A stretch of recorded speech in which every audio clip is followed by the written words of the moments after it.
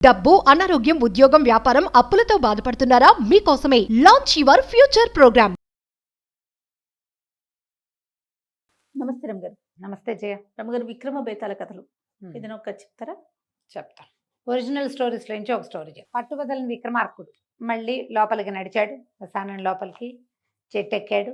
బేతాళుడు ఆవహించి ఉన్న మృత కళేబరాన్ని భుజాన్ని వేసుకున్నాడు. నడవడం మొదలుపెట్టాడు. నీ ఓపిక మెచ్చుకుంటున్నాను రాజా, నీకు మార్గాయాసం తెలియకుండా ఒక కథ చెప్తాను అన్నాడు. పూర్వము విద్యాపురం అనే ఒక పెద్ద మహానగరం ఉండేది. దానికి కార్తికేయుడు అని ఒక రాజుగారు ఉన్నారు. రాజుగారికి మహాద్భుత సౌందర్యవతి అయిన భగవతి అనే ఒక కూతురు. పిల్ల భలే అందగత్తె. పిల్లకు ఒక 14-16 సంవత్సరాలు వచ్చాయి. ఒక 16 ఏళ్ళు వచ్చాక ఇంకా స్వయంవరము వ్యవహారము దాకా రాల. వివాహం ఆలోచన చేస్తున్నారు. పిల్లకు మాత్రం ఊహలు చాలా ఉన్నాయి. ఆ పిల్ల ఏం చేస్తుంది, రోజు సాయంకాలం మేడ మీద ఆడుకుంటూ ఉంటుంది. ఈ ఆడుకుంటూ ఉండి ఆ పైనుంచి కిందకి వంగి చూడటము అవి ఎక్కువగా చేస్తుంది. ఏమిటంటే పిల్లకి జనాకర్షణ మీద ఆసక్తి. జనాలు ఎవరైనా వచ్చేపోయే వాళ్ళు ఎవరైనా తనకేసి చూస్తే సంతోషంగా. ఆ వయసులో ఉన్న ఆడపిల్లలకి అది సహజమైన క్రియ. అందుకని ఈ దాసదాసి జనం కూడా ఆ అమ్మాయి ఎంతసేపు కిందకు చూస్తుంటే కాదనేవాళ్ళు కాదు. సరదా పడుతోందిలే, ఏముందా వివాహం కాస్త అయ్యాక ఆవిడ అంతఃపుర స్త్రీ అయిపోతుంది అని చెప్పి ఊరుకునేవాళ్ళు. అయితే ఒకరోజు సాయంకాలం మేడల మీద ఆటలాడుకుంటూ ఈ అమ్మాయి కిందకి వంగి చూస్తుంటే ఆ దారిని పోతున్నటువంటి ఒక బ్రాహ్మణ యువకుడు మాధవుడు అనేవాడు కింద వెళ్తూ కనపడ్డాడు. ఆ అబ్బాయి కేసే చూస్తుంది. ఆ పిల్లాడు ఏదో చూస్తూ పైకి చూశాడు. ఈ అమ్మాయి కనపడింది. చూసుకుంటూ నడుచుకుంటూ పోయాడు. అక్కడ దాకా వెళ్ళాక మళ్ళీ చూద్దామనిపించింది. ఈ అమ్మాయి వెనక్కి వెళ్ళిపోయింది. మళ్ళీ వాడు వెనక్కి వచ్చాడు. ఈ అమ్మాయి అబ్బాయి ఉన్నాడో లేదో చూద్దామని మళ్ళీ చూస్తే వాడు వెనక్కి వస్తూ కనపడ్డాడు.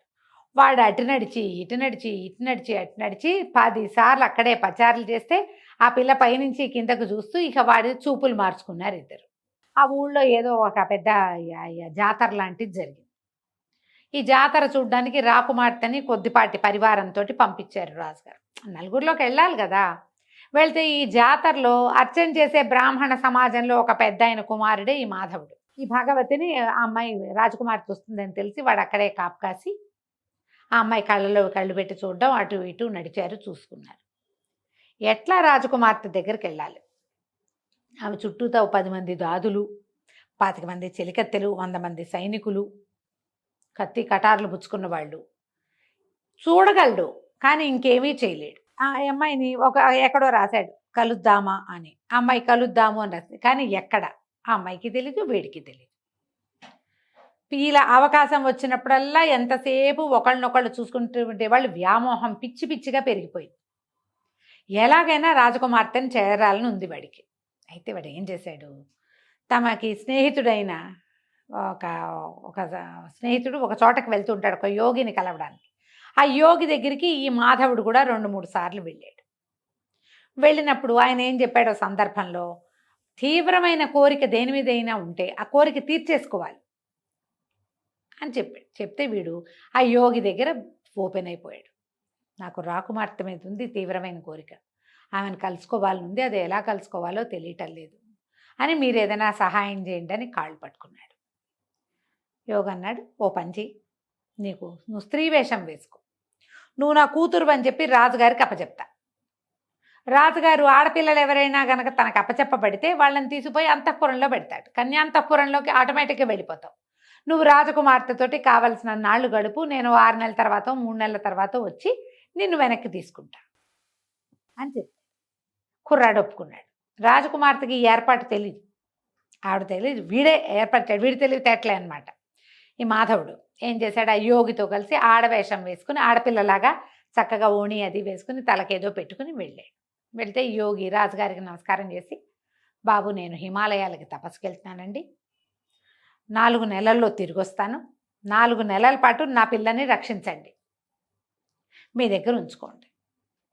ఈ వచ్చిన పిల్ల ఎట్లా కనపడుతోంది, ఓ 16 సంవత్సరాల ఆడపిల్ల, కన్య, అంటే వివాహం కాలేదు. రాజుగారు అన్నారు, అయ్యో అలాగే, మా భగవతితో పాటే మీ అమ్మాయి కూడా ఉంటుంది, నేను రక్షిస్తానుగా అన్నాడు. మాధవి అని పేరు పెట్టి ఈ మాధవుణ్ణి అంతఃపురంలోకి ప్రవేశపెట్టారు. వీడు లోపలికి వెళ్ళాక ఈ మిగిలిన ఆడవాళ్ళకి ఎవరికీ తెలియకుండా ఒకనాటి రాత్రి తన స్వరూపం చూపించేశాడు యువరాణికి.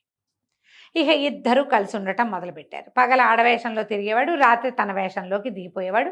రాజకుమార్తెతోటి స్వేచ్ఛా విహారం చేసేడు వాడు. 2 నెలల పైన గడిచినాయి. ఇంతలో ఏమైంది, ఈ రాజుగారికి మంత్రి గారు ఉన్నారు కదా, మంత్రులు ఉంటారు ప్రతి రాజ్యంలో. మంత్రి గారి కుమారుడు గుణశర్మ. ఆ గుణశర్మ మహాద్భుతంగా చదువుకున్నాడు, శాస్త్ర విద్యలన్నీ అయినాయి. మామూలు తెలివి కాదు. రాజుగారికి ఒక మంత్రాంగంలో హెల్ప్ చేశాడు. అయితే రాజుగారికి నీకు ఏదైనా నాకు కావాల్సింది అడగబోయి, రేపొద్దున నువ్వే మంత్రి అనుకో, నీకేం కావాలంటే అది ఇస్తానన్నాడు. అనగానే నాకు ఎప్పటి నుంచో రాజకుమార్తెని వివాహం చేసుకోవాలనుంది, రాజకుమార్తెనిచ్చి నాకు పెళ్లి చేయండి అన్నాడు గుణశర్మ. అనేసరికి రాజుగారు తెల్లబోయి, అలా ఎలాగోయ్, రేపు నువ్వు మంత్రివి కాబోతావు, పైగా నువ్వు బ్రాహ్మణుడివి, క్షత్రియ కన్యను ఎట్లా వివాహం చేసుకుంటావు, అయితే నాకు ఏ కన్య అయినా పర్వాలేదన్నాడు. అయితే మా అమ్మాయి లాంటి అద్భుత సౌందర్యవతి ఇంకొక పిల్ల ఉంది, ఆ పిల్లనిచ్చి నీకు పెళ్లి చేస్తా, నువ్వు ఇది అడిగావు, కన్యాదానం అడిగావు, నా దగ్గర ఇంకో కన్య ఉంది, ఆ కన్యనిచ్చి దానం చేస్తానన్నాడు. అనేసరికల్లా కొద్దిగా పెద్దగా మంత్రి గారి అబ్బాయికి నచ్చలేదు, కానీ సరే ఆ పిల్లని చూసేసరికల్లా అది యువరాణి కంటే అదే బాగుంది, ఆ రెండో పిల్లే. సరే ఆ పిల్లని పెళ్లి చేసుకుంటానన్నాడు. ఇంకేముంది, మాధవినిచ్చి గుణశర్మకి పెళ్లి చేశారు. ఈ మాధవి వేషంలో ఉన్న మాధవుడు, అయ్య బాబాయ్ నా గుట్టు బయటపడుతుందిగా రేపొద్దున, భర్త దగ్గరికి వెళ్తే తెలిసిపోదు మగవాడని. ఏమన్నది, ఆ రోజు పొద్దున వివాహం అయిపోయింది, యువరాణి వలవల ఏడ్చింది, నువ్వు బాధపడకు, నేను ఎట్టాగొట్టా వీడిని వదిలించుకుని నీ దగ్గరికి వస్తానని చెప్పి ముందు ఇంట్లో వీళ్ళ రాజుగారింట్లో నుంచి బయటికి వెళ్ళిపోయి మంత్రి గారింట్లో ప్రవేశించింది మాధవి. మంత్రి గారింటికి వెళ్ళిపోతున్న వివాహం అయింది. పునఃసంధానం ఏర్పరిచినప్పుడు ఏం చెప్పింది, బాబు మంత్రి గారి అబ్బాయితోటి, కాదండి నాకు ఒక రకమైన చర్మ వ్యాధి వచ్చింది, ఇది చాలా సమస్య, మా తండ్రి దీనికోసమే తపస్సు చేయడానికి హిమాలయాలకు వెళ్ళాడు, అన్ని పుణ్యనదుల తీర్థాలు నా మీద చల్లితే నాకు అది పోతుంది, దీనికి ఒక 2-3 నెలల పాటు మీరు అన్ని నదులకి వెళ్ళి స్వయంగా నీళ్లు తెచ్చిపోయండి నా మీద, ఈ లోపల యోగి వచ్చేస్తాడు, వీడి ఆలోచన అది అని చెప్పేసరికి, సరే నువ్వు మా అమ్మ నాన్న దగ్గరే ఉండు, నేను అన్ని నదుల్లోంచి నీళ్లు పట్టుకొస్తానని గుణశర్మ ఈ భార్యని ఇక్కడ దిగబెడిచి తండ్రి గారి దగ్గర వెళ్ళిపోయాడు. ఇప్పుడు మంత్రి గారి కోడలు రాజుగారి అమ్మాయిని కలుసుకోవడానికి వీల్లేదు. ఇంతకుముందు ఆ అమ్మాయి కన్య, ఈ రెండోది కన్య, కాబట్టి ఈ 2 కన్యలు కలిసి ఒక గదిలో ఉండొచ్చు.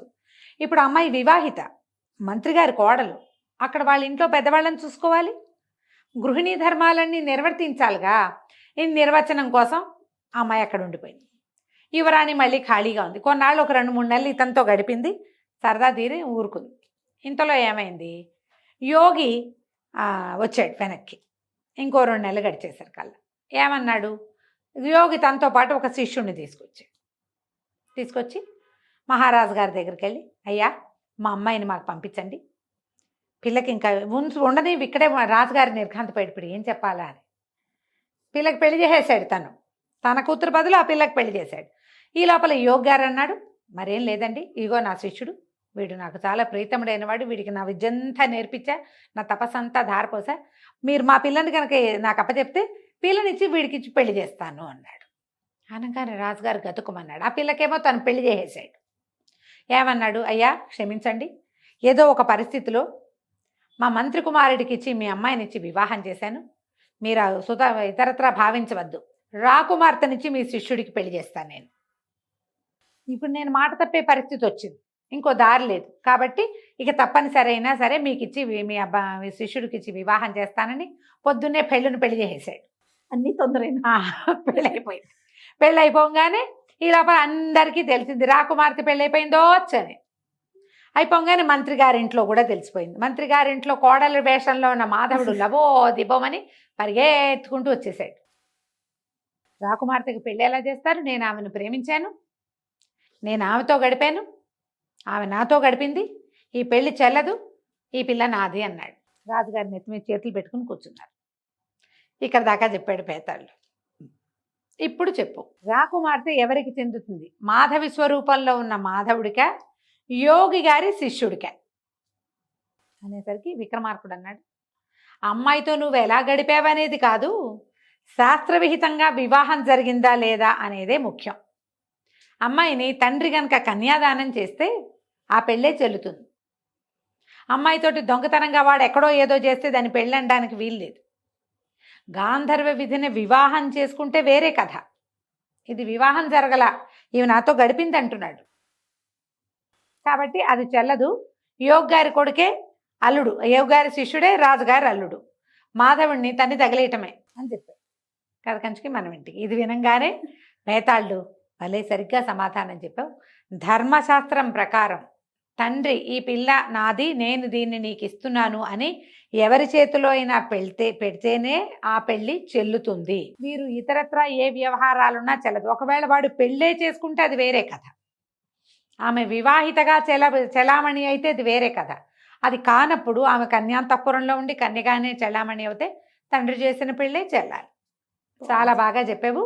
కాకపోతే నువ్వు మౌనభంగం చేసావు కదా రాజా, నేను వెళ్ళిపోతున్నానని బేతాళుడు రయ్యమని మళ్ళీ చెట్టెక్కాడు. విక్రమార్కుడు మళ్ళీ వెనక్కి తిరిగాడు. కథ కంచికి మనం ఇంటికి. నమస్తే రమ్మగారు. నమస్తే జయ.